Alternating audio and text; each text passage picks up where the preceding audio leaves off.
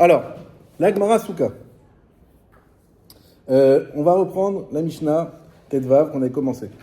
Donc, celui qui fait une Souka Amkare, Soukato, donc la Mishnah, Beshiboudin Obearukin, Amita, Imiesh Revarben Amkamota, Kshira. Donc, on avait posé la question, on a une Souka, la moitié du srach il est cachère, l'autre moitié il n'est pas cachère. Donc, c'est quoi pas cachère? Par exemple, des barres de fer, ou par exemple, des morceaux de meubles, comme un morceau d'un lit, par exemple, on fait le srach avec. Et l'autre moitié est cachère. Est-ce que c'est cachère ou pas cachère? La Mishnah dit cachère. Donc, il suffit d'avoir qu'une moitié de srach cachère pour valider tout le srach. Ensuite, Achodet Begadish la Sotlo Souka et Nasuka, celui qui prend une motte de foin et qui creuse à l'intérieur, d'accord? Et en creusant, donc ça fait un espace, ça fait une souka. Alors on a dit, ça c'est pas une souka. On verra plus tard pourquoi. Mishnah. La Mishnah nous dit, je vais un peu vite parce qu'on l'avait déjà fait. Amkare Soukato Beshipudin O Beaochin Amita, Imieshre Varbenem Kamota Kshira. Non, pardon.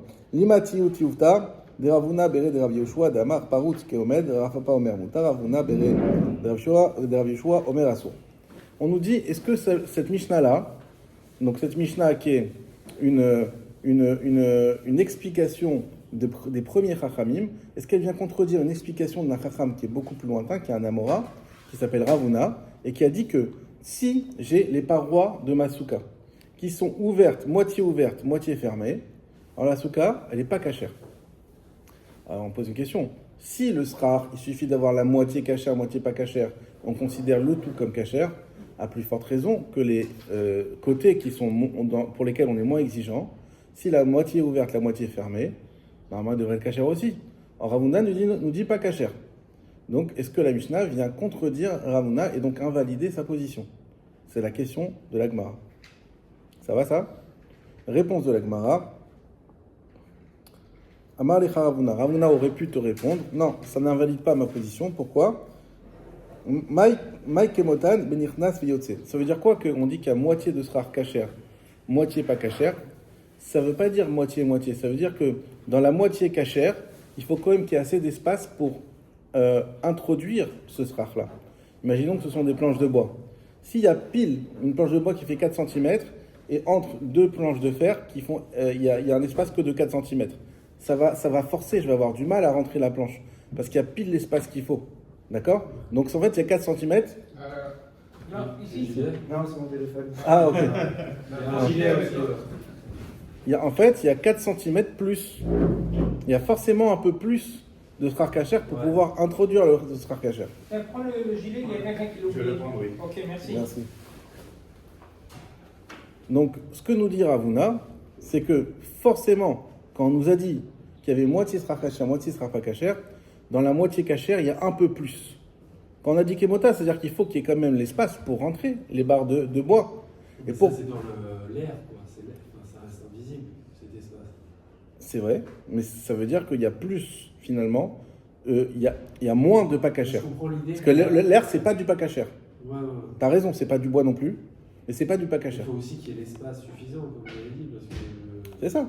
Donc il y a, on va dire, moitié cachère, moitié pas cachère, et une petite partie d'espace qui fait basculer vers, qui annule le pas cachère, qui le rend en miout, qui le rend en, comment on dit, en miout, c'est-à-dire en infériorité. Et on sait que quand on a un tout, quand on a une chose, ça c'est une règle dans la Torah, on a une chose qui est formée de plusieurs choses, c'est l'essentiel qui va prévaloir. Je vous donne un exemple qui n'a rien à voir. J'ai une salade de fruits. Est-ce que je dois faire Adama ou AS dessus? Bon, il y a différents avis, mais la halakha qui est le plus retenue, ça dépend ce qu'il y a le plus.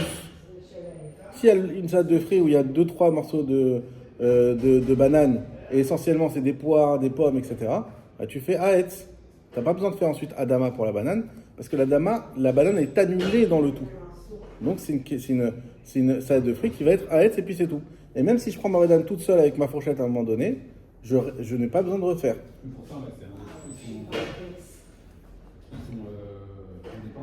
Ils ne sont pas indépendants, justement. Quand c'est un tout, même s'ils ne sont pas mixés, ça ne s'appelle pas indépendant. La salade de fruits, on fait une seule bracha. sur une salade tomate concombre olive. Une seule bracha. Une seule bracha. Si ça ressemble. Si c'est une salade, si c'est mélangé. Maintenant, le cas où on ne fait pas, comme tu dis, si par exemple je fais poulet riz. Poulet riz, mais c'est pas un. Par exemple, des nouilles au poulet, je fais une seule bracha. Tant il y a des nouilles, il y a du poulet. Tu fais sur les ce qui l'emporte. Tu fais c'est parce que c'est mélangé.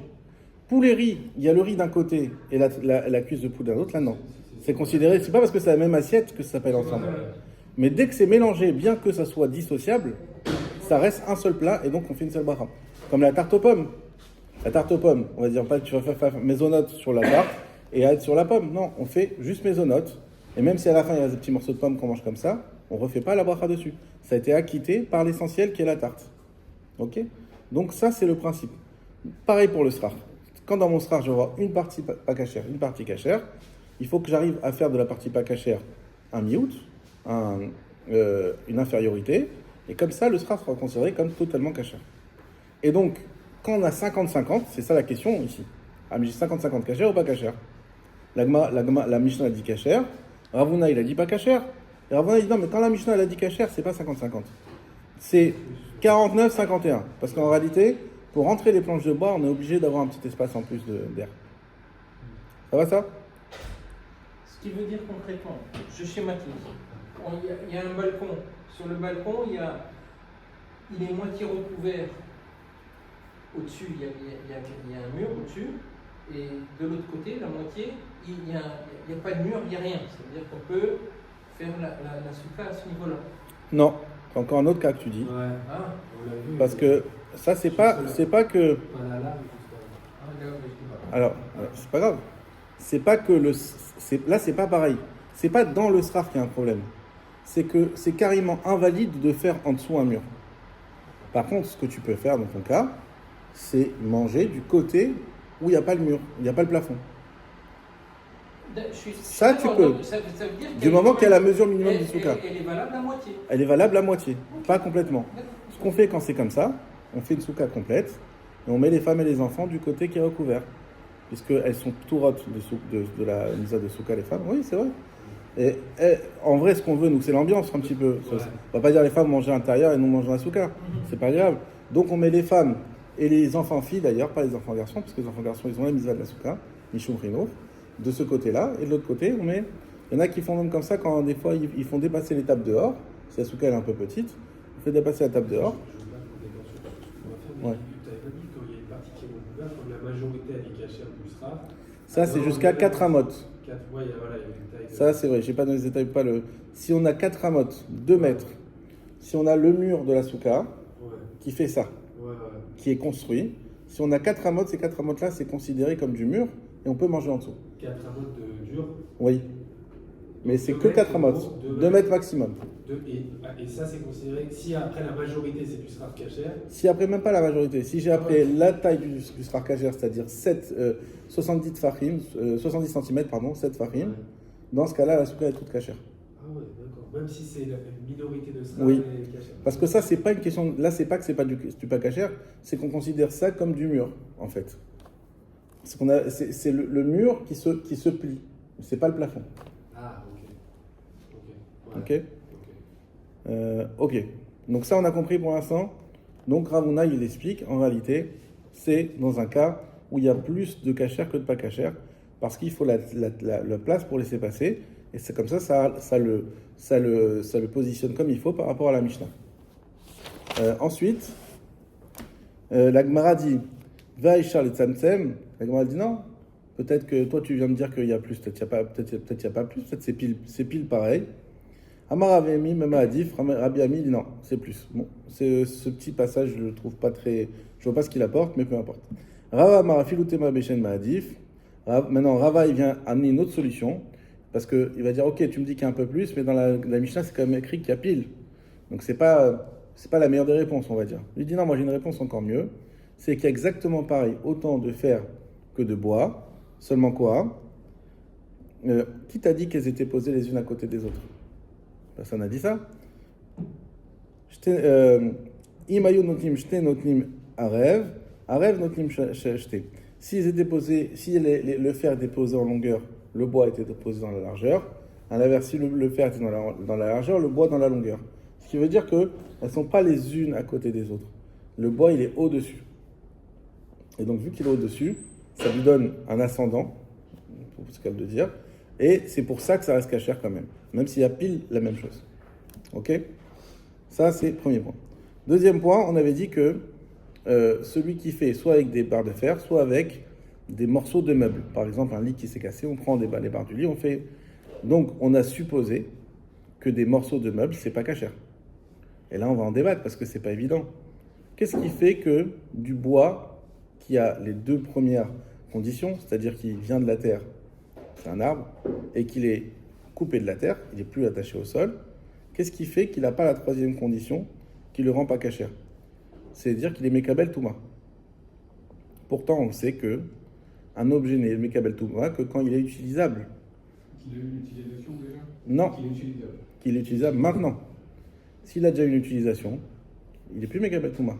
On avait expliqué la semaine dernière que quand on venait rendre une maison à cause qu'il y avait la tsarate, qu'il y avait la lèpre, et que cette maison, tous les meubles devenaient avec de la touma, une des manières de les enlever la touma des meubles, c'est de les casser. Quand tu casses un objet, tu lui enlèves ça. L'exemple type, c'est un bol où il y a un gros trou dedans qui fait que même une grenade, elle passe. Ce bol ne sert plus à rien. Tu ne peux plus en mettre dedans, parce que tu remets, ça va tomber. Ce bol n'est pas Mekabel Touma. Parce qu'il n'a plus d'utilité. Donc c'est ça que la Gemara va débattre et dire pourquoi tu m'as comparé les morceaux de lit à du fer. Le fer, on comprend que c'est totalement pas cachère parce que c'est même pas, ça vient pas de la terre, comme on avait expliqué. Pourquoi tu me le compares à ça alors qu'a priori des morceaux de lit ça devrait être cachère pour la souka. Dans les mots, l'imam et ça y allait les Rabbi Ami. Est-ce que ce qu'on a dit, donc on suppose que les morceaux du lit sont pas cachères, est-ce que ça vient aider l'enseignement de Rabbi Ami bar Tiviomi qui a dit Damar Rabbi Yomi bar Tiviomi Sracha Bevlae Kelim Soula. Celui qui fait la souka avec des, on parle évidemment du srach, celui qui met dans le srach des kelim abîmés, alors on dit que ce srach là il est pasoul. Il est pasoul. Donc est-ce qu'on va dire que cette Mishnah vient appuyer cet enseignement de cet Amora, encore une fois dernière génération, qui a dit ça? Kedamar Rabbi Hanan Amar Rabbi, comme ce qu'il a dit Rabbi Hanan au nom de Rabbi, pardon, Baruka Veshtekraim, Beksara Veshtekraim. En réalité, pas forcément. Pourquoi? Alors, on va dire de quoi on parle ici. On parle, a priori, on va voir, pour l'instant on discute, hein, on ne s'arrête pas là. A priori, on parle de morceaux de meubles encore utilisables. Pas utilisables de manière optimale, mais utilisables quand même. On dit que c'est quoi? Par exemple, si tu as une barre d'un lit avec 2 pieds en dessous. Si tu as une barre d'un lit avec 2 pieds en dessous, c'est encore utilisable et c'est pour ça qu'on ne permet pas de faire le srach avec. Sous-entendu, si c'était un morceau du lit, juste une planche qui ne sert vraiment plus à rien, là non. Là, on aurait permis de faire la souk avec. Achanami, Baoka Shtekraim, Gitsara Shtekraim. Donc ici aussi, dans le Mishnah, on parle d'un cas où il y a la barre de bois et les 2 pieds. Et donc, c'est encore utilisable et pour ça que c'est interdit de faire le srach avec. T'as capté? Non. Alors on répète. Désolé, Bah oui, mais c'est pas grave. c'est ce que tu as commencé au début, j'ai... Alors on va répéter, tu vas voir, tu vas l'attraper. On n'a pas le droit de faire la souka avec un objet qui peut être contaminé par la touma. D'accord. Qu'est-ce qu'un objet qui peut être contaminé par la touma? C'est un objet qui a une utilité. Par exemple, un lit, par exemple un bol, par exemple ce que tu veux. Dès que c'est un objet, alors si par exemple on le met dans une maison où il y a un défunt, cet objet va devenir tamé. Et ça a des implications que pour le Beth Amikdash, etc. Donc il devient tamé. Tout ce qui peut être tamé ne peut pas être utilisé pour le srach. La question c'est si j'ai un morceau d'objet, un lit qui était à la base, donc potentiellement qui pouvait être touché par la touma, mais je ne prends pas tout le lit, je le démonte, et je prends et je le mets en planche, et je mets que les planches comme ça. Okay. Ça, c'est cachère pour le srach ou pas? Est-ce qu'on va dire, ça a été un lit un jour, donc c'est trop tard, on ne peut plus jamais l'utiliser? On va dire, non, quand c'était un lit, c'était un objet, maintenant c'est plus un objet, c'est des morceaux d'objets. C'est ça dont on débat ici. Ce qu'on est en train de dire, c'est que tant que l'objet qu'on va prendre, le morceau de lit, est encore utilisable, alors on ne peut pas le mettre sur le srach. Mais s'il n'est plus utilisable du tout, on peut le mettre. Okay. C'est ça qu'on est en train de dire. La Gemara pose une question. Echa itma de Rabbi Hanan ma Rabbi Ava. Où c'est que tu as vu qu'il avait dit ça, Rabbi Hanan? Comme on voit dans une Mishnah, on commence la page d'après. Mita mitamet chavila, mitara chavila. Il y avait Rabbi Eliezer. Rabbi Eliezer nous dit une chose. Un lit, tu ne peux le rendre impur ou pur, d'ailleurs, que s'il est entier. Ça veut dire quoi? Encore un exemple. Si j'ai le lit qui était présent dans une maison où il y a un défunt, le lit devient impur. Moi, je veux le purifier. C'est galère de prendre un lit et de la mettre au mikvé. Déjà, on a du mal à amener les casseroles.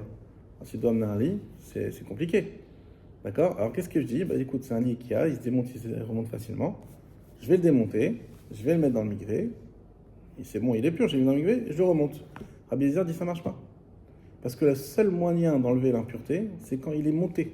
C'est quand il est... De même que le seul moyen qu'il devienne impur, c'est qu'au moment où il est en contact avec l'impureté, il était monté. De même pour le rendre pur, c'est exactement pareil, il faut qu'il soit monté. Ok, c'est ce qu'il dit Rabbi Eliezer. Chachamim dit non. Mitamat evarim ou mitarat evarim. Ils disent non. Un lit, une fois qu'il a déjà été, qu'il a eu son statut de lit fini, d'accord, donc il a été une fois dans sa vie comme il faut, eh bien, dès lors, il peut toujours, même s'il est en morceaux, récupérer de la touma et également se défaire de la touma, même en morceaux. Donc je peux prendre mon lit, le démonter, le mettre au mikvé comme ça. Ce qui veut dire que d'après Chachamim, si je mets sur mon toit de souka des morceaux de lit, même qui ne servent à rien, ça pose un problème. Pourquoi? Parce qu'on a dit, il peut avoir de l'impureté. Amar Hanan Amar Rabbi Aruka, Ushte Chaim Kitzara Ushte Chaim. Donc lui, Rabbi Chaim, il dit non, mais attention, quand Chachamim, ils ont dit que un lit, il peut toujours avoir de la touma, même en trakim, c'est-à-dire même en plusieurs morceaux, ce n'est que quand chacun des morceaux peut servir à quelque chose, comme par exemple, j'ai le lit et 2 pieds. La Gemara, maintenant, elle dit, attends, en quoi un lit, une barre avec 2 pieds, donc c'est une toute petite partie du lit, en quoi on peut utiliser ça? C'est pas utilisable, c'est pas vrai. Réponse de la Gemara, les maïchazia, donc en quoi c'est utilisable? Où c'est que tu as vu ça? Dans les mots. Les masrinehu aguda velimta valayu umijde ashle. Alors en fait, tu le mets en parallèle d'un mur et tu fais passer des cordes entre le mur et ce pied de lit. Donc c'est un peu extrême comme recherche, mais on va dire qu'il y a encore une possibilité d'utiliser ça. Et donc pour ça, on ne permet pas de mettre ce morceau de lit sur le srar. Donc on conclut, on verra que la halakha d'aujourd'hui n'est pas comme ça. La halakha, c'est qu'on ne met pas même des objets cassés qui ne servent plus à rien. Mais la Gemara conclut, a priori, que si on peut utiliser, si c'est des morceaux de lit qui ne servent plus à rien, on peut le mettre sur le srar. S'il y a encore la moindre utilité, on ne peut pas. Goufa, on revient à ce qu'on a dit avant. Amarabiami bar tiviomi, sracha bevlaï, kelim psula. Donc on revient à ce qu'il nous a dit Ravami bar tiviomi, que celui qui fait le srar avec des objets abîmés, alors c'est pas soul. Lui, il ne fait pas de distinction utilisable, pas utilisable. Maï bilaï kelim, c'est quoi qu'on appelle un keli qui est abîmé? C'est quoi la définition? Amarabaye, mitelionot, shen bashalosh al shalosh. Il dit par exemple si tu as un morceau d'un tissu d'un vêtement que tu as coupé, hein, et tu as pris un morceau de ce vêtement qui fait que 3 doigts sur 3 doigts, c'est-à-dire 6 cm carrés. Tant qu'il fait 6 cm, un doigt c'est 2 cm. Donc 6 cm sur 6 cm. Tant que ce morceau de tissu, il ne fait pas plus que ça, alors on considère que ça, personne n'utilise un morceau de tissu comme ça. Personne. Même pas pour faire un patch quelque part ou quoi. On n'utilise pas. Comme il dit, on n'a jamais vu personne utiliser. Même pas les pauvres, mais encore moins les riches. Donc ça, même si c'est un morceau de vêtement, on revient à dire que c'est à la base un vêtement. Donc un vêtement, c'est un keli. Il peut être Mikabel Touma. Mais là, on l'a réduit tellement à une petite partie que ça ne peut pas être Mikabel Touma. Tana Kevate de Rabbi Ami Baratuviomi, Me'atzalat Shel Shifa Veshel Gumi, Shiria, Avalpish Nafarto Keshirim En Mesrim Baen. Alors pareil, si on a des nattes, c'est que les nattes, les roseaux, tout ça, il y a 2 utilisations. Soit l'utilisation de faire avec, comme on fait des fois, des mechitzot, comment on dit, vous savez, pour séparer les terrasses ou pour mettre joli autour d'un mur, ok? Ou soit on l'utilisait aussi pour dormir dessus. D'accord? À l'époque, on utilisait ça pour faire des matelas, des chaises. D'accord? Donc, si j'ai comme ça, des paillasses de joncs, etc., qu'on utilise pour décorer les murs, ça c'est parfaitement cachère pour le srar, c'est ce qu'on utilise aujourd'hui. On met du roseau. Hein? Ça c'est parfaitement cachère. Par contre, si ça vient d'une paillasse qui était faite pour dormir dessus, là c'est pas cachère, sauf si j'ai un tout petit morceau qu'on peut même plus rien faire avec, on peut même plus s'asseoir dessus. Donc ça revient à ce qu'on a dit avant. La Gemara continue.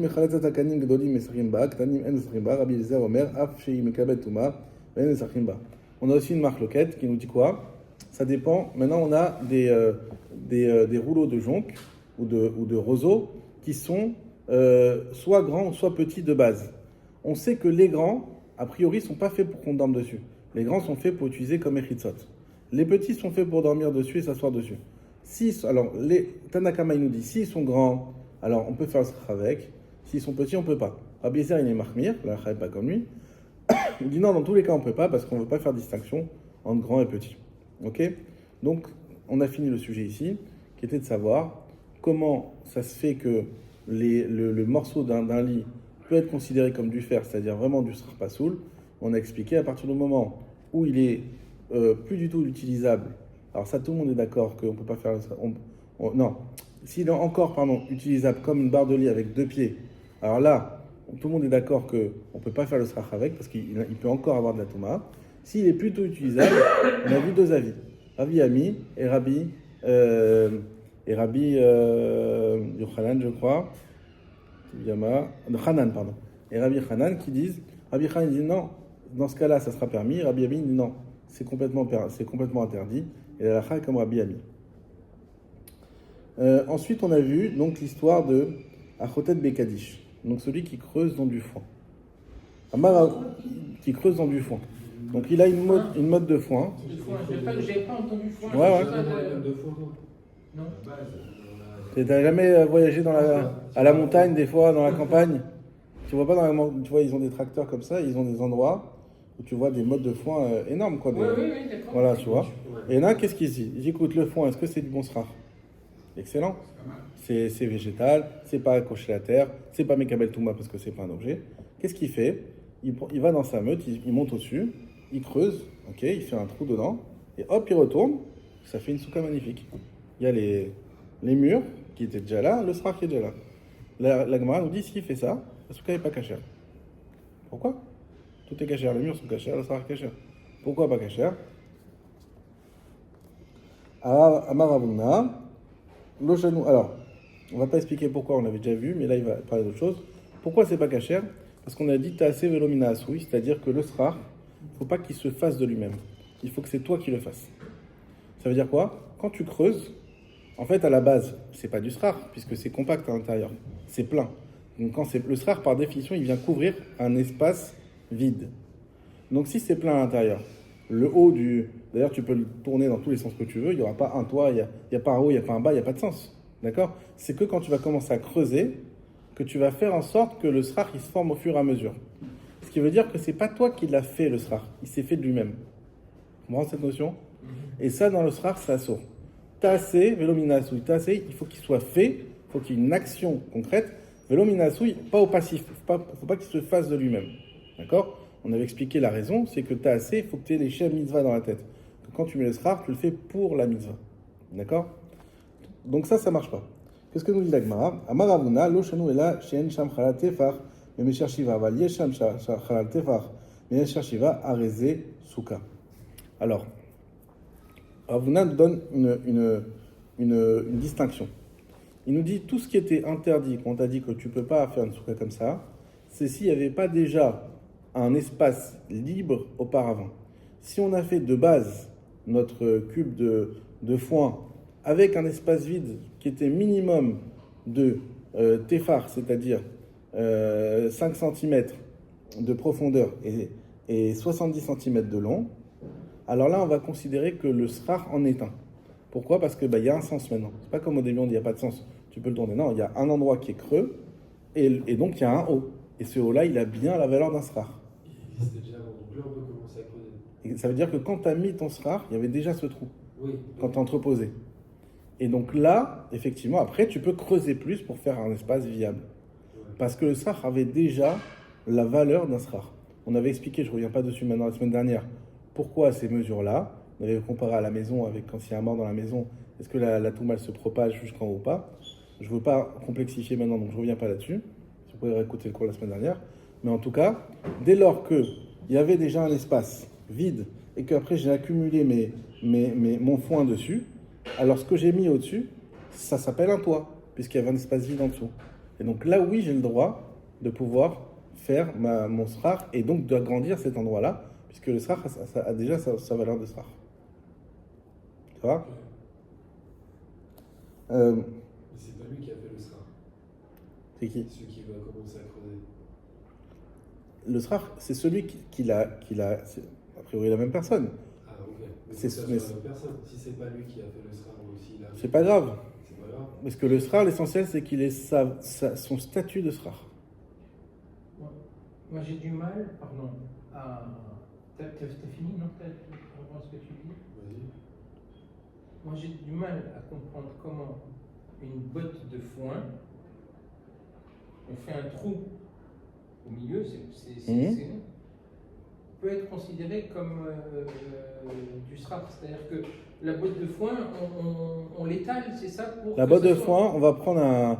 Tu vois, j'ai pas. Tu fais un espace au milieu de la botte. Tu vas creuser à l'intérieur, tout autour. Il va rester des parois comme ça. Il va avoir un toit, des parois comme ça. Et à l'intérieur, tu vas avoir 50 mètres carrés. Tu peux manger dedans, tu mets ta table, tes C'est chaises, une tout. grosse botte de faux, mais tu peux faire aussi avec des plus petites. Hein. Non, mais c'était pour imaginer. Donc à la base, c'était plein. Toi, t'enlèves toute la paille. Comme c'est condensé, ça reste attaché. Tu enlèves toute la paille, tac, tac, tac, tac, tac. Tu creuses à l'intérieur. Tu prends ta tronçonneuse s'il faut. Tu creuses bien, tu fais bien. Et tu as une maison. Tu connais pas les 3 petits cochons? Le premier qui a fait sa maison en paille. Ah, c'est comme ça qu'il a fait. Voilà. Tu connais que les classiques. Non. Il faut revoir. Voilà. Ah ouais, Souka, t'amènes. Alors. Ils ont déjà inscrit les enfants au bain. Hein? Comme ça, ils ont laissé les enfants là-bas, ils pensent à la maison. Ah, c'est le groupe? Ouais. C'est chaud. Ils ont inscrit les enfants au bain, ça c'est les amis. אמר אבונה לא שנו אלא שאין שם חל הטפח, אבל יש שם הטפח, וששיבה הרי זה סוכה. תניא למי אחי, החוטאת בגדיש לעשות לו סוכה, הרי זו סוכה, ואתנה נתיחת סוכה אלא עליו שממינה, כדרבונה שממינה. Je passe là-dessus. En fait, on a vu plusieurs contradictions. D'un côté, on dit qu'on peut faire dans un bégadish, dans une foin. De l'autre côté, on dit qu'on peut pas. La différence, c'est ce qu'il y avait déjà auparavant en espace ou pas. Et cas des ramis les méramés, Tania Roté Begadish la Soto Souka et Nasuka, Ah Tania Rezo Souka, et pourtant on a vu encore une fois cette contradiction ailleurs. Amar Avuna Lokasha, Kan Beshesh Ram Khal Tefar, Mesher Shiva, Kan Beshesh Khal Tefar, Mesher Shiva. Mishnah, Amshalshel, Defanot, Milemala. Ça c'est, on n'avait pas vu, comme ça on fera une petite Mishnah avant de finir. Nouvelle, celui qui a construit des murs, Milemala, d'en haut vers le bas. Ça veut dire quoi? J'ai ma structure de ma souka. D'accord? Disons qu'elle fait 2,30 m de haut. Très bien. Maintenant, une fois que j'ai mis ma structure, je commence à faire les parois, les murs. Et je prends mon canis, mais il n'est pas assez grand, mon canis, pour faire toutes les 2,30 m. Il fait que 1,60 m, disons. Donc il fait que 1 m même. D'accord? Alors qu'est-ce que je fais? Je l'accroche là-haut, mon canis. Donc j'ai là-haut tout qui est recouvert, et en bas j'ai un espace vide de du coup 1,30 m. Ok? Caché ou pas? Caché. En plus c'est pratique, tu peux rentrer par où tu veux. Du coup, parce que c'est complètement vide. Tu peux pas, tu peux qu'une bête sauvage elle passe. Ah, on a peur des tannimes nous ici. Vous avez vu comme on écrit toutes les nuits là? Non, c'est pour ça que tu peux. Alors, réponse. Il y a l'histoire que c'est le prolongement, mais je crois que tu peux pas. Alors nous on avait vu déjà, comme ça vous êtes aussi, on livre nos secrets. le principe de Goud Asik. Goud Asik, c'est quoi? C'est que la Torah, elle a déjà inventé le virtuel avant qu'il existe. Elle a dit, il faut que tu saches qu'un mur que tu vois, qui a une certaine taille, dite Fahim, eh ben, de lui-même, il monte. C'est-à-dire que même s'il n'y a rien, on considère comme si il montait. Virtuellement, d'où tu sais ça, Halakha le Moshe Sinaï. C'est un secret que Moshe il a ramené du Sinaï. Il dit c'est comme ça, quand j'ai un mur, Un muret alors. un muret, exactement, sache que tu ne le vois pas, et d'après la Torah, c'est considéré comme, jusqu'à en haut, c'est considéré comme un mur. Ça marche de bas en haut, pas de haut. Alors, justement, on l'avait vu de bas en haut. Ça marche pour le héros aussi ou pas du tout? Ça n'a rien à voir. Oui, ça marche aussi pour le Hérouf. À partir du moment où il y a les dites Fahim de haut. On avait vu, c'est-à-dire qu'il faut qu'il y ait au moins 80 cm, on va dire 1 mètre pour les plus marmire. Il faut que le mur il fasse minimum 1 mètre de haut.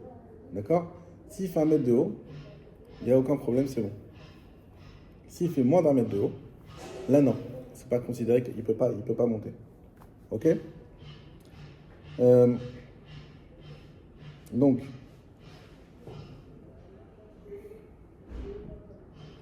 on continue. Donc la question maintenant ici, donc lui on a dit, il accroche ses canisses en haut. Donc en haut on voit une belle souka, en bas il n'y a plus rien. Comment ça marche? Im gavoa minares shoshat vachim, si le bas, donc qui est vide, il y a plus que shoshat vachim, soula, c'est pas soula. En d'autres termes, shoshat vachim c'est 24 cm. 21 cm. D'accord? Donc, entre 21 et 24. On va dire 24. 24. Je te dis c'est 24. Ça veut dire que si j'ai mon mur qui est accroché là-haut, il descend, il descend, il descend, il descend, il reste 20 cm libre, ça c'est cachère. Mais 25 ans. 25, pas cachère. Il faut que ce soit inférieur à 24. Exactement. L'inverse maintenant. Mile mata les malas. Si par contre il met le mur de bas en haut, comme on fait tous, donc on accroche, et le mur, on a dit, il fait 1m30, il reste 1 mètre libre là-haut, avant d'arriver au srar. Est-ce que c'est un rapport avec les ficelles là, qui... Non. Les ficelles, c'est juste pour dire Birklal qu'il y a un mur. Ah. C'est pour Enfin, c'est la continuité du mur. C'est même pas la continuité, c'est le mur lui-même. C'est pour ça, bon, ça, il y a beaucoup d'erreurs là-dessus. Je crois qu'entre chaque ficelle, c'est 3 sfachim. Ouais. Donc c'est retrouve le 24 cm. Pour que ça reste. Et c'est pour ça, mais c'est un autre din. Parce qu'il faut un minimum, il en faut 3 comme ça. 1, 2, 3. Il y en a 3 au total. Il vaut mieux 3 avec 24 cm d'écart en bas plutôt que d'espacer plus de 24 cm. Si tu espaces, et ça c'est encore un din très mal connu sur ces fils-là. Premièrement, s'ils ne sont pas bien attachés. Deuxièmement, s'ils sont ballants. S'il y a un espace de plus de 24 cm, tous ces cas-là, la souka n'est pas cachère. Donc il faut faire attention, sauf si c'est juste un mur et qu'il y a 3 autres murs bien. Mais si on a tous les murs qui sont comme ça, c'est un vrai problème. Donc en tout cas, pour reprendre ce qu'on a dit, maintenant, si lui fait de bas en haut, et que c'est là où il y a un espace libre, Ingavoa Sarat Farim Shira. Si l'espace plein, il fait au moins 10 Fahim, donc entre 80 cm et 1 mètre selon les avis, alors c'est bon. C'est-à-dire que je peux avoir une souka qui fait 5 mètres de haut, haussmannienne, d'accord? J'ai un mur, disons que je fais dans ma terrasse, il y a un muret tout le long de ma terrasse. Et je suis le muret de la terrasse. Et j'ai un penthouse évidemment, et donc je fais le long de ma terrasse, mais le muret de ma terrasse, il fait que 1 mètre. Et de 1 mètre jusqu'aux 5 mètres, il y a du vent, il n'y a rien du tout. La Torah te dit, toi tu vois du vent, moi je te dis c'est un mur. C'est cachère. Dans ce cas-là, c'est cachère. Compris? Ouais. Donc il faut qu'il y ait au moins, t'as dit combien? Dites Fahim, on va dire pour être marmire, 1 mètre. Sinon 80 cm, ça passe aussi. D'accord? Dès lors que mon mur il fait minimum 80 cm, même si après il n'y a plus rien, c'est cachère. Et ça, pendant le Sukkot, on peut avoir un système où on ouvre et on ferme? Il y a un point, par exemple, Sukkot, souvent il fait chaud en Israël. Oui. On rentre là-dedans à 10, au bout de hier, il n'y a plus, à part si on n'a pas mis les ventilos et tout, mais Ouais. il fait super chaud. Est-ce qu'il n'y a pas un système où on peut ouvrir de chaque côté? Bah, si tu veux dire Ça- que ça- si tu ouvres, mais que tu aies un mur de base qui ne bouge pas de 10 cm, Ouais. de 80 cm, Ouais. Mais si on peut ouvrir et fermer. Ouais. tu peux ouvrir et fermer. Parce que tu ne construis pas et tu ne détruis pas, puisque la souka, elle reste cachère Ouais. quand tu ouvres et quand tu fermes. D'accord, ok. Donc il n'y a pas de problème. Ok, c'est marrant qu'ils aient pas adapté ces systèmes alors. Parce que en général, il fait chaud même dehors. Ça, tu vas ouvrir, je sais pas si ça va aider. Ça dépend si elle est au courant d'air, pas au courant d'air, ça dépend de plein de choses. Non, ok, mais c'est possible. En tout cas. Oui, c'est possible. Rabbi aussi, il dit attends, je comprends pas. C'est de la discrimination. Pourquoi quand ça va de haut en bas, il faut tu me laisses. Pourquoi quand ça va de haut en bas, tu me donnes que 24 cm et sinon c'est pas cachère, et de bas en haut, carrément tu me dis qu'il faut, à l'inverse, il faut juste qu'il y ait 1 mètre et il peut y avoir même 10 mètres derrière, ça reste cachère. Rabbi aussi, c'est pas équilibré ton truc. Si on a Goudassik, on a aussi Goudassit il doit pouvoir descendre aussi le mur si on a ce principe. Hein? C'est du yiddish. C'est de l'araméen. Il faut aussi qu'il puisse descendre. S'il monte virtuellement, pourquoi il ne descendrait pas virtuellement? Rabbi aussi Omer, que Shem, chez les Mata, les Mala, Sarah, Tfachim, car les Mala, les Mata, Sarah, Tfachim. Aussi, non? Il dit c'est la même halakha. Soit j'ai 10 Tfachim en haut, et ça suffit pour constituer un mur qui est valide jusqu'aux 20 mètres, parce qu'après 20 mètres c'est interdit de faire une souka, jusqu'aux 10 mètres, pardon, 20 mot. Soit je fais l'inverse, je vais en haut, j'ai 10 Tfachim, peu importe la taille que j'ai en bas, ça reste cachère. Marc Loquet, donc, entre Tanakama et Rabbi aussi. Gemara. La Gemara pose une question. Bemaïb kamifligé, c'est quoi le fond de la marloquette? La Gemara dit ok, il y en a un qui dit que, en gros, la marloquette, vous l'aurez compris, elle est juste sur le cas du mur que je mets en haut. Il y en a un qui dit que si tu as dit Tfachim, on s'en fout, ce qui est en bas c'est cachère, c'est Rabbi aussi. Et Tanakama qui dit non, ça ne peut être cachère que s'il me reste maximum 24 cm de libre en bas. Sinon, c'est pas cachère. Dans la question, c'est quoi le fond de la marloquette? Sur quoi ils sont pas d'accord dans le fond? Masava mechitsa tluya mitarat, Masava mechitsa tluya ena mitarat. Donc la question est de savoir, est-ce que une mechitsa suspendue, ça s'appelle une mechitsa? C'est ça le fond de la marloquette. Une mechitsa Suspendue. C'est-à-dire que ça sert à quoi l'objet d'une mechitsa? C'est de séparer. Exactement. Donc c'est pour séparer, ça crée un mur, un passage. Donc, la logique, c'est qu'il n'y a rien qui passe. Et c'est plus logique qu'il y ait quelque chose qui passe d'en bas, on retrouve cette histoire de bête d'animal ou je sais pas quoi. Je crois que c'est une histoire d'un renard, non? On avait vu ça, effectivement, des chèvres, c'était. Des chèvres, voilà, si tu passes en dessous, c'est un problème, c'est un animal qui passe.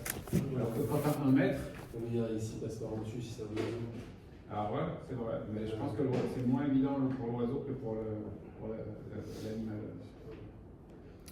C'est exactement ce qu'il dit David. C'est-à-dire que le principe Oui, même, c'est pas lequel. le principe même d'un mur, il faut comprendre. Quand on parle de mur, ok, on a dit qu'il y a des murs virtuels, mais il ne faut pas que ça soit un non-sens non plus. Si j'ai, imaginez-vous, 10 cm là-haut, et après j'ai 3 mètres de libre, est-ce que vraiment ce mur il sert à quelque chose? Il sert à rien. Je veux bien dire qu'il y a du virtuel, mais il n'est même pas le début d'un mur. Qu'il y a un début de mur et qu'on considère qu'il continue de monter, d'accord. Mais là, il n'est même pas le début d'un mur. C'est ça qu'il dit Tanakama. Il dit n'importe quoi, tu ne peux pas comparer les deux. Parce qu'un mur, c'est quelque chose qui me sépare. À la base, ça part du bas, ça monte en haut. C'est comme ça que ça me sépare. Ça fait un obstacle. Voilà. Que ça soit pour visuellement, que ça soit pour laisser passer les bêtes, que ça soit pour la propriété. Peu importe. Une séparation, elle est bien valable à partir du moment où elle part du bas, elle monte vers le haut. Alors qu'elle ne monte pas vers tout en haut. On comprend que ça peut être pas grave et que la Torah l'exige pas. D'ailleurs, des fois, vous avez des séparations de propriété qui vont pas forcément très, très, haut, très loin, très haut. Donc, on n'a pas dit qu'il faut que ça ait la taille de l'immeuble. Ça peut avoir qu'une taille, des fois de 1 mètre, des fois de 2 mètres. Des fois, ça dépend s'il y a le problème du visu ou pas. Mais en tout cas, on n'a pas besoin d'avoir cette taille-là. Donc, la Gemara nous explique que c'est ça le fond de la marloquette. C'est en fait, qu'est-ce qu'on appelle une mechitsa? Est-ce que si elle est suspendue, ça a déjà un nom de mechitsa? D'après Tanakama, non. La seule chose qui dit Tanakama, c'est que si elle est suspendue, mais qu'il reste 3 tfachim en bas, Pourquoi c'est cachère? Parce qu'on a dit que 3 tfachim dans la Torah, c'est un autre principe, c'est inexistant. Ça veut dire que quand j'ai quelque chose qui a moins de 3 tfachim, ça s'appelle qu'il est collé. Et on avait expliqué ça de la manière suivante. Par exemple, est-ce que cette bouteille et Magmara, ils sont collés? Nous, on va dire oui, voilà, j'appuie, ils sont collés. Mais vous savez très bien que si on regarde le microscope, on va trouver un espace entre les deux. Donc, qu'est-ce que la Torah l'appelle collé? Jusqu'où elle dit? La Torah, qu'est-ce qu'elle te dit? Il là, c'est pas collé. Là, c'est collé, c'est encore collé. Là, c'est encore collé, c'est encore collé. Là, jusqu'à 24 cm, on dit que c'est collé. Toi, tu vois du vide? T'inquiète, il y a du vide partout, même ça d'ailleurs, c'est vide. Mais, en réalité, pour nous, d'après la Torah, ça s'appelle encore collé. Ici? Non. Là, c'est plus collé. Donc, si j'ai un mur, on va dire qu'on renverse. Là-bas, il y a le srar, ça c'est le srar. Tout ça, il y a de la mechitza. Et va jusqu'à là. Et là, il y a un petit trou. Sache que ce trou n'existe pas, c'est considéré que le mur, il est collé au sol. D'accord? C'est pour ça. Mais pas parce qu'une mechitza suspendue, c'est une mechitza. C'est juste qu'elle n'est même plus suspendue. Elle est considérée comme collée au sol. Nadatam. Alors, la Gemara va comparer ça à un autre enseignement qui nous dit Bor sheben shte chatzerot en mamlin mimena beshabbat. On a 2 chatzer. Imaginez-vous les pages de Gemara. Ça, c'est un chatzer, c'est-à-dire une cour avec des immeubles. D'accord? Donc, une sorte de résidence. Là, on a une résidence. Tout autour, c'est fermé. Il y a plusieurs immeubles ici. Et là, la cour commune. Là, une deuxième résidence. Très bien. Et ici, entre les deux, j'ai un puits. Est-ce qu'on a le droit d'aller chercher l'eau de ce puits pendant Shabbat?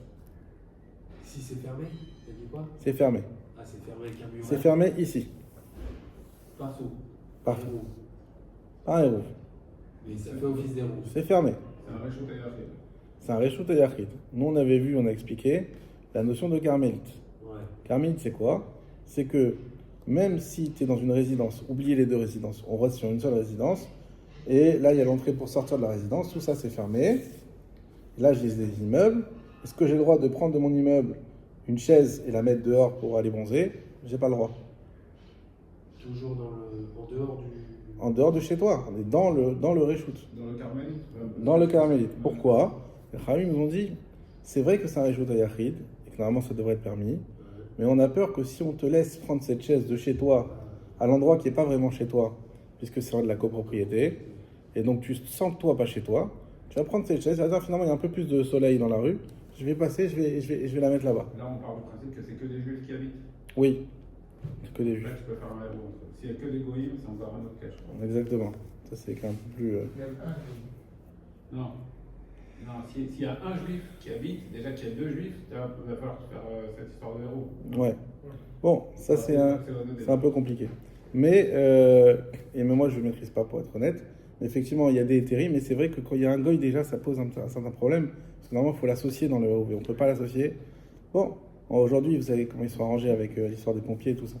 Donc en tout cas, sans rentrer dans ces détails-là, simplement comprendre que j'ai pas le droit de prendre ma chaise, la porter de chez moi et l'amener dans la cour. Pourquoi? Interdit des chachamim. La Torah me permet, c'est passer d'un réchout yachid à un autre réchout yachid, c'est complètement permis. Sauf que les chachamim ont dit oui, mais ce réchout yachid là, c'est vrai que c'est fermé, mais ça ressemble à un réchout rabim. Ça ressemble à un endroit public, puisque c'est la copropriété. Donc si on te laisse faire ça, tu vas dire bon bah si je peux la mettre là, bah je peux la mettre là. Et donc à cause de ça, on interdit. On revient à notre canne. Donc là maintenant c'est fermé de tous les côtés. Est-ce que j'ai le droit d'aller chercher l'eau de ce puits qui est au milieu? Si le puits, il était ici, effectivement, il suffit de faire un hérouv, d'accord, et dire c'est bon, il est ici le puits, on peut prendre pour tout le monde, on peut porter l'eau. Mais là, le problème, c'est qu'il est entre 2 endroits qui sont 2 copropriétés différentes. Donc, est-ce qu'on a le droit de prendre l'eau de ce puits pour l'emmener dans les maisons qui sont dans les 2 copropriétés? Je saurai la semaine prochaine.